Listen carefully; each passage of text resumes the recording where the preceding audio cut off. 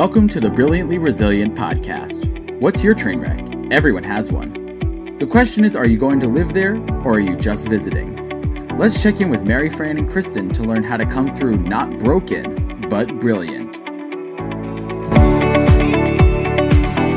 Hey everyone, before we dive into this week's episode, we have a resource that we wanted to tell you about. Transform every week of yours with our Brilliance Bit that will deliver right to your email inbox. Sign up for it at brilliantlyresilient.net and keep living brilliantly resilient.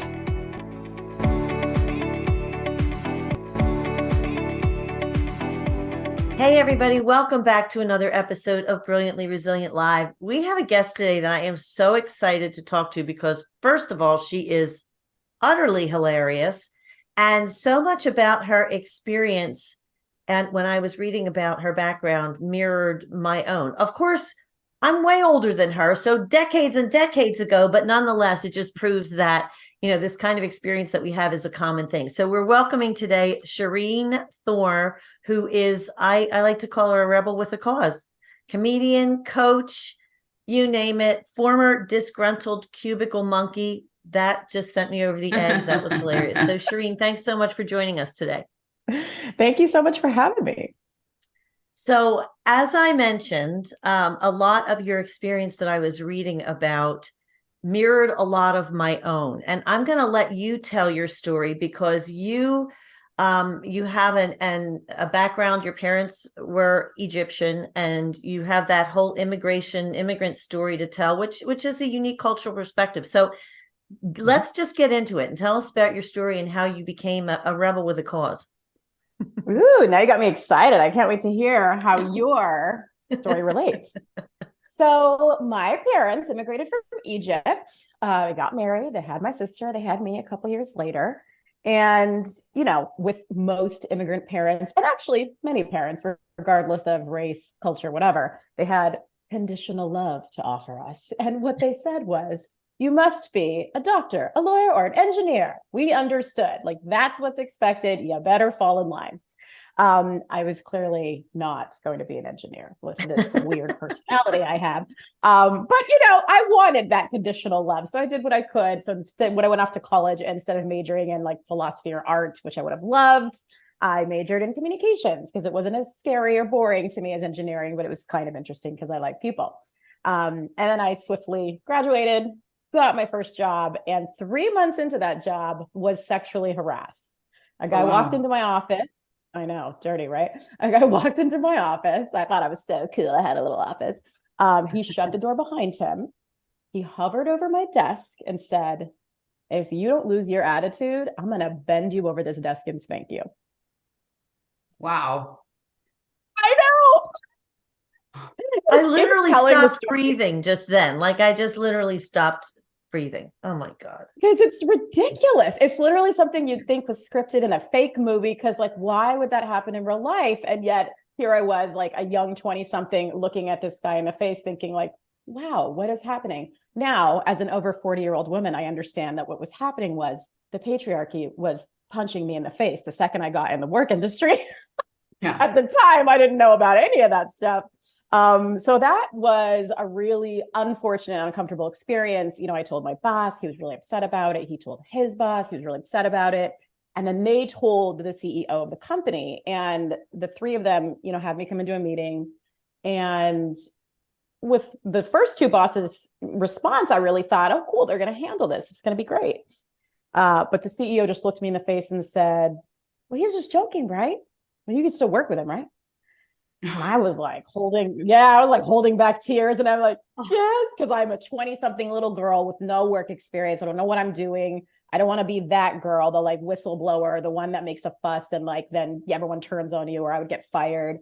I talked to friends and family. They all said you don't have enough work experience. You don't want to look like you're jumping around jobs. So just grin and bear it, stick with it. And with my little toolbox, my little life skills toolbox I had at the time, that was the best I knew, right?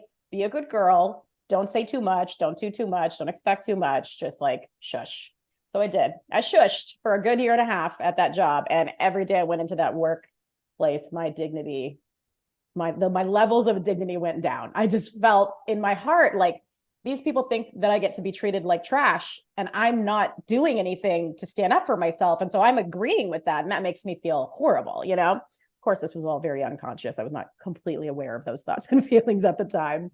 Luckily, there was an intervention. I had a really good friend who was nagging me to go to this personal development seminar, and I thought I was too cool for school. You know, because I had a job and I had a college degree, and by all external standards, I didn't need help for any reason. But I'm lucky because she just continued to like really nag me. And I went, and while I was reluctant about it and asking for my money back and being like a real peach about the whole thing, they told me that their return policy was that if I went to the whole thing and got nothing out of it, that then they could give me my money back, but I just had to go to the whole thing first. So I did. And I'm really so grateful for that return policy, because at that seminar, it was like the awakening of just understanding how much I was deferring all my life's choices to my mother and father's rule book, whoever at the workplace, right? Like whatever friends and family thought, like, I just want to fit in. I just want that conditional love as much as I can possibly get it. And at the same time, sacrificing my authentic soul, right? Like I wasn't operating in my identity. Instead of doing philosophy or art, I did communications. I was like a C- at life. I was just coasting through. So I decided to like either go for the A or go for the F. And after this seminar, I quit a master's degree and started doing stand-up comedy. So this was like the big, this was like the like, your parents must have been so proud and so happy. They were. Let me tell you, I really got that F. My mom was so ashamed. She did not want her friends and family to know, because they're like very religious, you know, like a dutiful religious, like Orthodox Christian family. And they were all just like, oh my God, for shame, this like dirty little comedian girl. We don't want anyone to know about her. So anyway, but you know, I was done at that point. I was done people pleasing. I was like, I need to be my actual self so that I'm not like a miserable shell of myself. So I did comedy for 2 years. It was a super incredible adventure. I think I gained a lot of confidence and bravery and just authenticity and all the things that I had been sort of sacrificing up till that point. And I started to get scouted by MTV, and I started to get brought in for auditions at E, and all these really cool things were happening.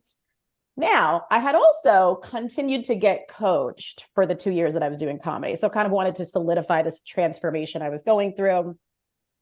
And by the end of the 2 years, I was like, wow, I don't love comedy anymore. Like, I think I needed it for that disruption of my people-pleasing patterns, but I am obsessed with coaching, because this experience I had of really being held in a safe space to sort of take off the mask of who I'm supposed to be and being my actual self, that was what gave me joy, fulfillment, brought my energy back, right? Like I felt all this life and aliveness come back that I hadn't had in a long time. And I was like, I think I just want to be a coach. So while that's very confusing because MTV seems enticing, I just at this point like want to be happy. You know, I want to be happy and fulfilled, and I don't want to feel how I used to feel. And in some ways, MTV would have still been like a shiny, cool thing that other people thought was cool, but maybe didn't necessarily feed my soul. So I did coaching. I've been coaching for 16 years. I wrote this book and I did this TED Talk, and I've been just coaching my whole little life away. And, you know, it took mom a long time, but I think after the TED Talk, she was finally proud. No, I'll tell you, it's such a, and I don't mean typical, but I do mean typical in a way, for a young woman to go out into the world with certain, you know, you work hard, you do all your due diligence, you earn the grades, you do all that stuff, and you go out into the world and you just want to do good. You just want to do a good job, whatever that might be.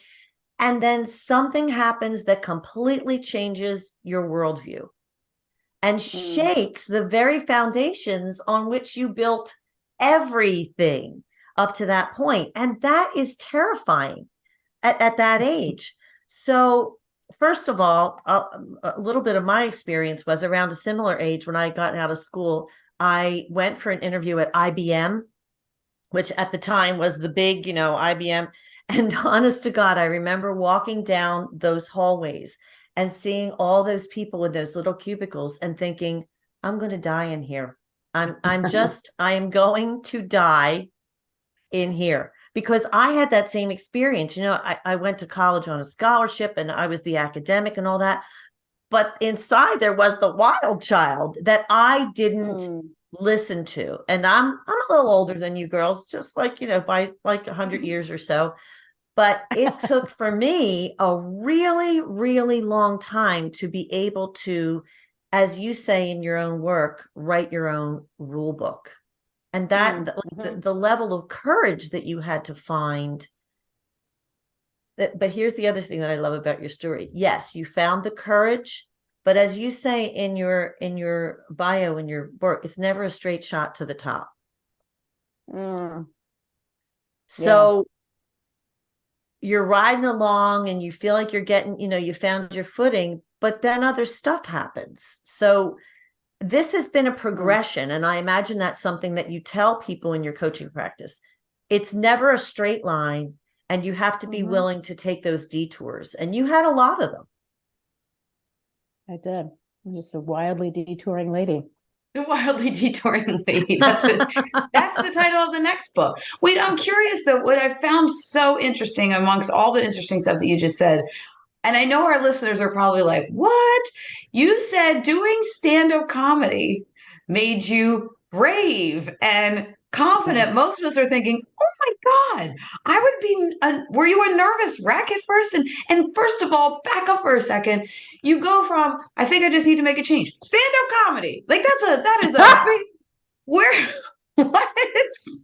You're right. How did that enter into the whole equation that was going to be what you were going to do? No, that's perfect. You're so right? Like, who does that? Why is stand-up comedy the thing? So so a few things. So first I'll answer your first question. I was terrified. I was literally terrified. I think it's actually, I've gone skydiving. I've started a business. I've had babies. I think stand-up comedy is still to this day the scariest thing I ever did. It was just the most visceral. I could hear my brain screaming at me to try to get me to run out the door right before I went on. There was like so much of an intense experience.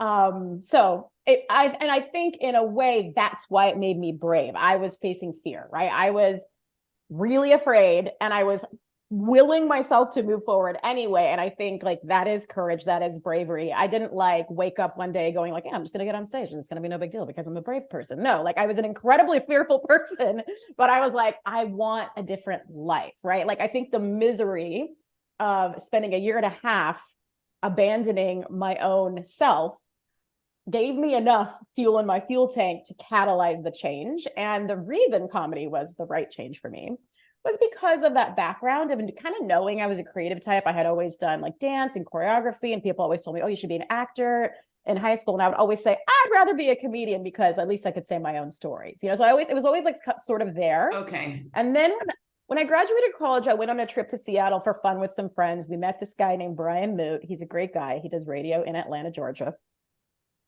I saw him do stand-up comedy for the first time.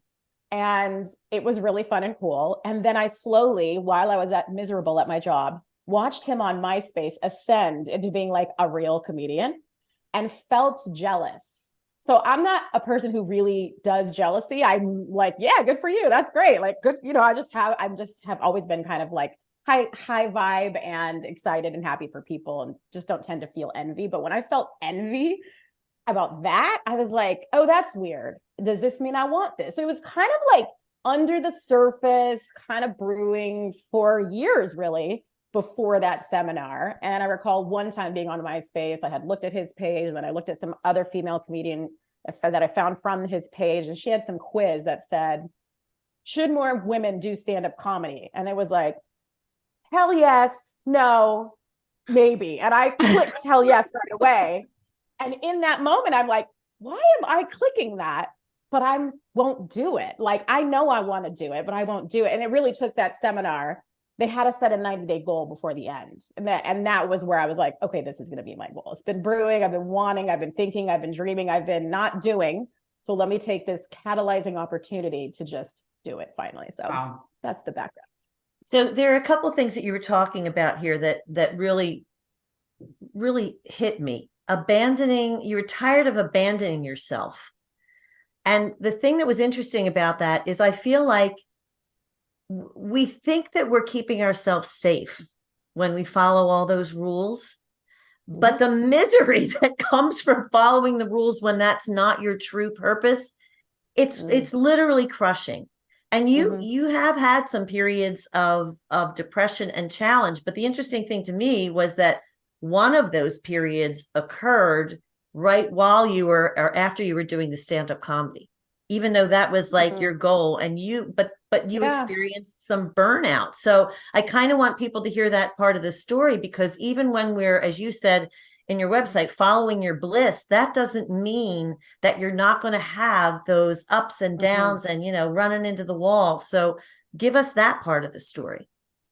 I'm so glad you're asking this question, because I was just thinking about this morning, how interesting it is that sometimes on the outside things look so perfect, right? Like if you look at my life and think, oh, she did a TED Talk, she's living her dream, it's so great. I'm like, but I'm still a human who struggles, right? And there's always things that I'm working towards, or parts of myself I'm working against or healing through. Like it's just life. So I think sometimes we as human beings can almost idealize or put on a pedestal something that feels outside of ourselves. And I just feel like that in and of itself is the lie. It's just the lie. Like, you are going to experience hard things, whether you're on the right path or not. It's just that when you're on the right path, it's going to be worth it. And you're going to be like, let's go. Like, I'm willing, like I was willing to like move through the fear of doing comedy, because I understood on the other side was like my authenticity, my like operating inside my identity. Therefore I was like fulfilled and happy and empowered and my real self, versus this shell of a person who just sat at a desk job, let people disrespect me,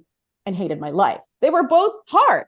But one was more exciting and fulfilling and authentic, and one was like depressing and draining and, like anyway. So to answer your question, so I did experience burnout later on, right? So I did the comedy and it was all exciting. And then I realized I wanted to do coaching. So I became an entrepreneur, which is another very hard thing to do. I'm sure you ladies know. And, so I started my journey of entrepreneurship at the same time that I got married and had a baby. And so one thing I now know in hindsight, yeah. You just don't like sleep. You never want sleep. Right? Like the worst, the most insane. Like, am I crazy? I think I'm crazy. Honestly, like a lack of foresight is just my middle name. So if we could see into the future, we wouldn't do 90% of the stuff that we do. I mean, let's be serious. It is so true. Yeah, it's better. Ignorance isn't bliss, but like it's better.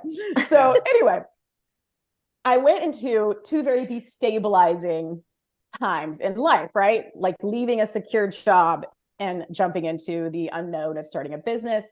I didn't know that having a baby would be that destabilizing, but I now know it's one of the most destabilizing things a woman will ever do in her life, right? Just like identity shifts and like quality of life, the basic needs not getting met because there's too much going on. So both of those things happen at the same time. And at the time, it was very confusing to have the dream life, right? Like me and my husband, my soulmate, we just had our first child. We live by the beach. I drive a Mini Cooper convertible. I just started my dream purpose business. Like it just looked from the outside so stunning.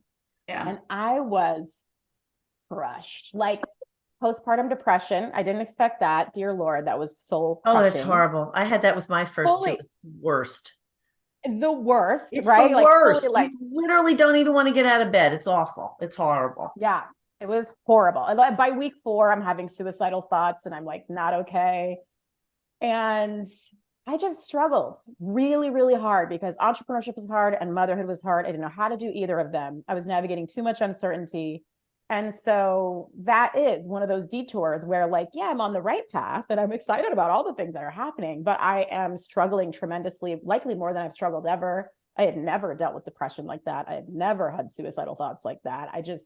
It was a really freaking hard time. And yet in the same way that sexual harassment tragedy sent me in a positive direction, that depression, postpartum depression, entrepreneurship phase also sent me in a different direction. I'm still an entrepreneur, but I now will not sacrifice myself for success.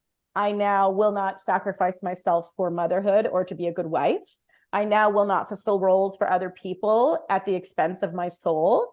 I now prioritize self-care and have conversations like this to support other women and also doing the same, because I think we are fully socialized to just be the martyr, like we're praised for that martyr archetype, and it's dark and it's not healthy. And I feel like women deserve better. So thank you for having me on today for this conversation, because it means a lot to me. I love it. I love it. I actually just recently started paying attention to all of those feelings and signs. And like you're saying, I'm not selling my soul for this. I actually canceled a really big gig, right? Because as I was getting up to it, the anxiety that was coming in, and I couldn't figure out, I had never experienced that before. And it was like, I finally just sat there the one morning and listened. And I thought, why am I saying yes to all of this stuff that I don't necessarily have to say yes to? I am in control of my life. And it comes down to, I'm not sacrificing motherhood. You know, my last one is home. My last child is home until September. She goes to college, right? So I'm like prioritizing. And when I finally, it's almost like I stood up for myself and said, no, I am not fitting into all of this stuff.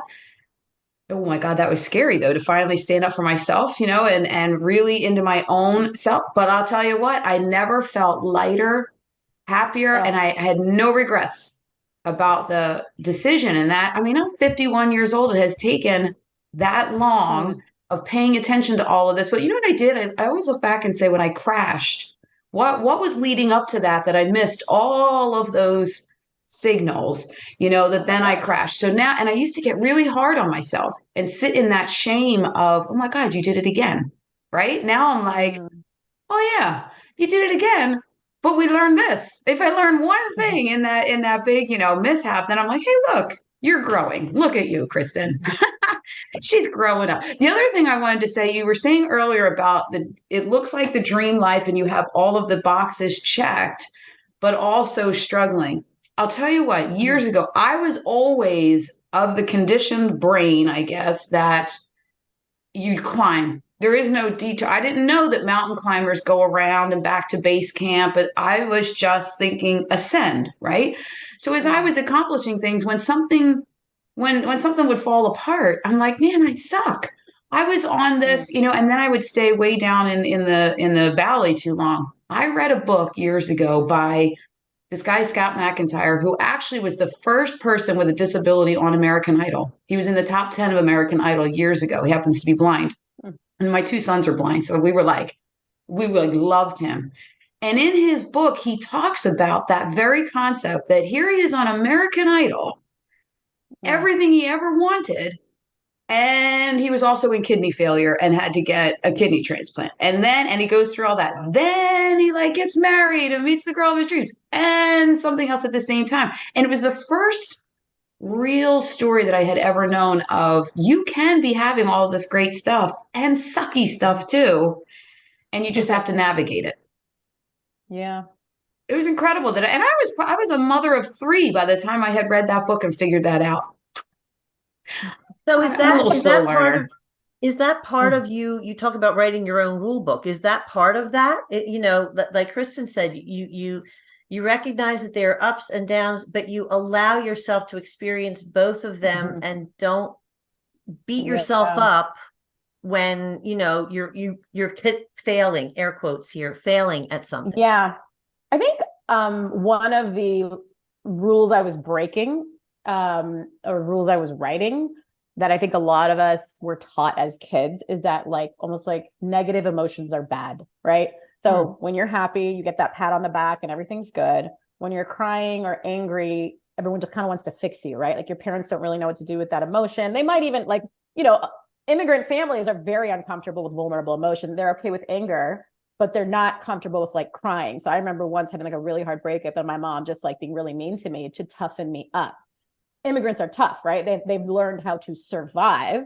And so I feel like one of the rules I was unlearning that I was taught was that negative emotions are bad and that I'm bad or should be ashamed if I have negative emotions. I have learned to, because it's a failure somehow, right? Exactly. Somehow it's a failure or something is wrong, right? And even that I think can lead to divorce. I've had clients tell me oh, we keep fighting a lot, so I think he might not be the one. I'm like, it's pretty normal to fight in a marriage. You should just keep fighting.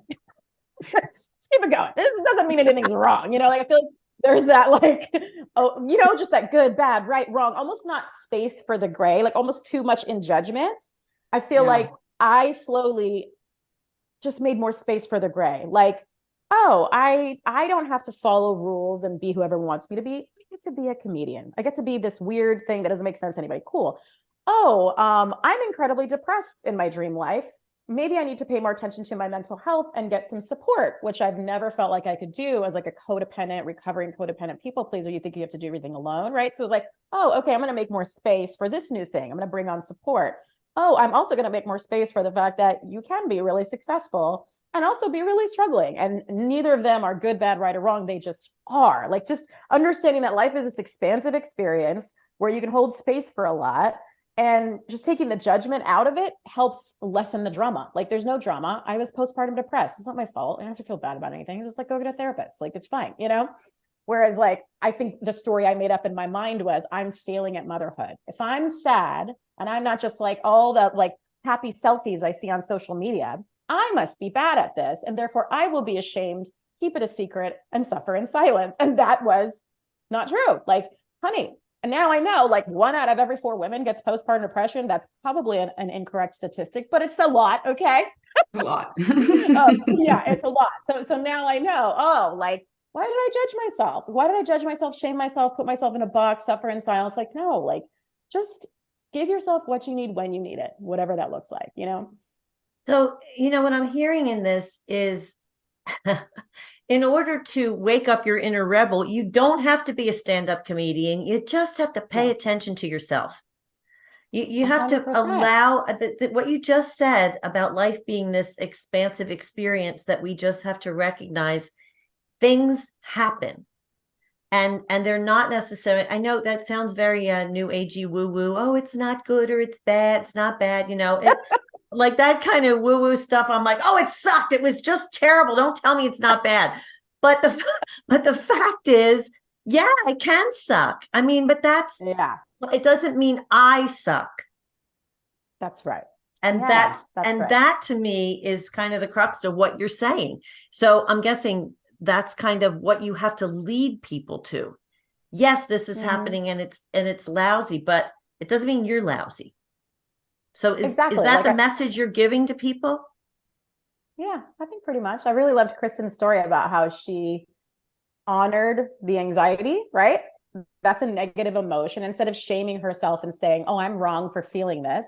Oh, I must not be worthy of success because I feel this, right? That's the like self-shaming we can do. She was like, let me pause and let me actually listen. And she just honored the fact that in her life right now, her value is her beautiful moments with her kid who's about to go off to college. That's incredible. That's someone actually prioritizing their values, right? Living a values aligned life, which is most of what I help people with every day, instead of abandoning yourself to fit into some narrative of what success looks like. I mean, that's like the perfect example of like, it doesn't have to be stand-up comedy. It just has to be like, what do you want? What does your heart actually want? Your heart, not your head, not your brain that's going to tell you that you have to do that gig so that you can be worthy of someone else's approval. Like, forget that part, right? And your heart. And that's really what I was trying to do with my TEDx talk. It's called The Intelligence of Being Irrational, with the hope that I'm supporting people and getting out of their rational brain and really into their heart. Like, what do I desire, whether it makes sense or not? Comedy made no sense. I was not going to make any money. I didn't think I was ever going to get scouted by MTV. All I knew was it was this one irrational impulse I'd wanted to do for long enough to finally stop talking myself out of it. You know, just like, do it. Just do the thing. And then it led me to coaching. Like, it made me realize this is all I ever wanted. And I've been doing it for 16 years for like a crazy creative commitment phobic. 16 years is like amazing. I love it. And I love that this is what's really striking me, that it's almost like you're putting into words what I've been feeling for the past couple of years. When you said it's not black and white, the gray area is big. And I feel like I was always one of those people that lived, I know I guess I was raised in that frame of black and white. It's Kristen one or the other. You can't do, and this gray, we really do live in the gray. And then it is okay. I guess that's what I've been experiencing in this transformation the past year and a half of, hey, It's okay to not be all in on this one thing, or you don't have to just be this one thing. And yes, you are success, success, success. So then when I didn't have success, I'm like, damn, now what? Now it's like, oh, that happened. Well, it's keeping me humble. That's what I say about my kids. If I only had like my firstborn, he's the typical firstborn, right? It was my secondborn that came along to say, guess what? We're not going to let you be one of those annoying perfect Karens because I'm here. He is hilarious, but oh my God. It just everything that you're saying indicates to me that people don't have to, like Kristen said, divide their lives into right and wrong, that all these things can coexist at the same time. And it's a matter of like just accepting that, as opposed to constantly, I think we feel like we have to constantly tweak things to make things better, but sometimes we don't, right? Sometimes we just have to get through them, or we just have to experience them. I mean, like, is that part of the message too? Like, don't worry about fixing everything.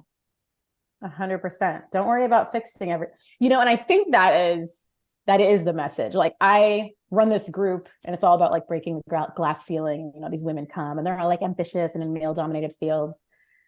And one of the biggest things I say every week is that like the biggest and best lie the patriarchy ever told us was that you need to be fixed. You don't need to be fixed. You cannot, your worth is inherent. It cannot be lowered and it cannot be raised. It's inherent. It doesn't matter what you do. It doesn't. So there's nothing wrong at all. It's just like, what do you truly desire? How do you want to choose to like live your life, right? Like live your life with intention. None of your desires are wrong. I feel like women, man, for ages have been taught, you can't be too sexy. You can't be too successful. You better not want too much. Like, you better not ask for that raise. Like, my second TEDx talk is going to be about closing the gender pay gap. And so I'm going to go like really in on these ideas that we've been taught as women. And the truth is, listen, my coaching is also not go get as much as you can. I do think that that's actually like a very Western, aggressive, willful, masculine way to live your life. A lot of what I've learned, like from the postpartum depression phase, is like, relax. Like, sometimes it's more about happiness and being in tune with my kid today than it is about doing a TEDx talk. And it's fine. Like, I'm not into constant go, go, go, but I'm also not into talk yourself out of what you want and be less, so I'm really trying to help people just be their actual selves, whatever that is. You're ambitious, great, go for it. You're not, it's great, interesting. Enjoy that. Isn't it interesting though, that sometimes you want the big thing and other times you just don't. And I think that we beat ourselves up because we feel that way. Like, we think we have to be success oriented, but then we define that success on someone else's terms. So it sounds like you're saying you're trying to teach people to define success maybe in the moment. Like, one moment it might be one thing, but in another moment it might be another. That is true. And I will say, I do think there are going to be things that make a big difference. Like this book, I had a full night of insomnia. I'm a narcoleptic. Like, I could sleep for days. Like, I don't have a trouble falling asleep at night. I sometimes wake up too early, so I have trouble staying asleep, but sleep is not a problem for me. So when I had a full night of insomnia, I was like, oh, wow, this is like a real anxiety. I can't believe that just happened. And the thought that was plaguing me is, I had, at the time, context, I was a failed entrepreneur who had to go back and get a job. I was doing sales for Xerox, not my dream job. Okay. So I was in my first week of training. It was like day 4. It was a Thursday night. And I had to go to work the next day. So I'm really annoyed I didn't sleep. But the whole night, the thought that was plaguing me was, what if I live an ordinary life and never write a book? It was like on repeat the entire night. And I was haunted by that thought. That was 8 years before this book actually came out.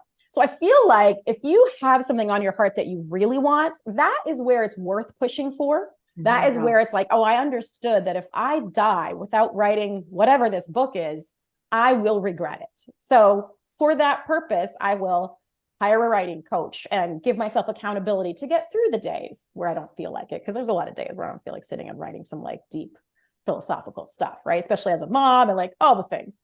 And I think that's the balance, right? Like, don't will yourself into being someone else's standard of success. Figure out what is truly important and will impact you, meaning you will not have regrets on your deathbed. Like, figure out what those things are for you. Like, what will you regret not having done when you're dying? Okay, write those down, hire a coach, make it happen, because those are what matters. But yeah, don't like chronically shame yourself into constant success, because that's just like another form of That's a great line. Don't chronically shame yourself into constant success. I'm scribbling away here. Right? There you go. That's gonna go in the quotes. I want to back up for a second to one of the most important things that we talk about in terms of living brilliantly resilient is having a tribe of people, big tribe, small tribe. And you really highlighted that with your friend that was like, you got to go do this. You got to go do this. I'm interested though, now I'm starting to think about what we've never really talked about that much is removing people from the tribe, like getting people out. Because as I'm thinking, I can't believe you guys are talking about postpartum depression. I had it with my third child. I was like blown away that, of course, I also moved halfway across the country and had a crazy, horrible marriage. But that person being in my tribe. So when you're saying it's okay to not be the perfect mom, it's okay to go through all this. So I had someone saying that is not okay. That is not okay. Something's wrong with you. Something's wrong with you. You know what I mean? And it wasn't even that the major depression. I wasn't getting out of bed. Although it did force me to start really looking into it. So I had to like come at it with like a PowerPoint presentation. My magnesium is low because I changed water systems. I just moved across the country. Like I had to really look at it. But I think it's important, especially as we've talked about this postpartum. I think it is important for our listeners to understand that sometimes you do need to remove people from the tribe that are making you fit into these black and white and maybe not, parents, we can't remove them, but we cannot answer their phone call 3 times a day. We have to manage the tribe members a little bit. Yeah, I think that's a really great point. And actually, like, you almost can't finish this conversation without it. I feel like every 7 years, there's like 2 or 3 that go. Just being totally honest, like that's just kind of how it's evolved. And then there's usually like 1 or 2 critical, amazing people who come in. So I feel like, and even clients, there's been times where I'm raising rates and they're really uncomfortable with my higher rates. And I hate letting them go. I'm like, I don't want to. I'm so attached to you. We've been through so much and it's been amazing. But I have to, because it's part of my evolution and expansion. And I can't shrink, right? That's my whole message. Yeah. Don't shrink to fit for anyone, for anything ever. Yeah.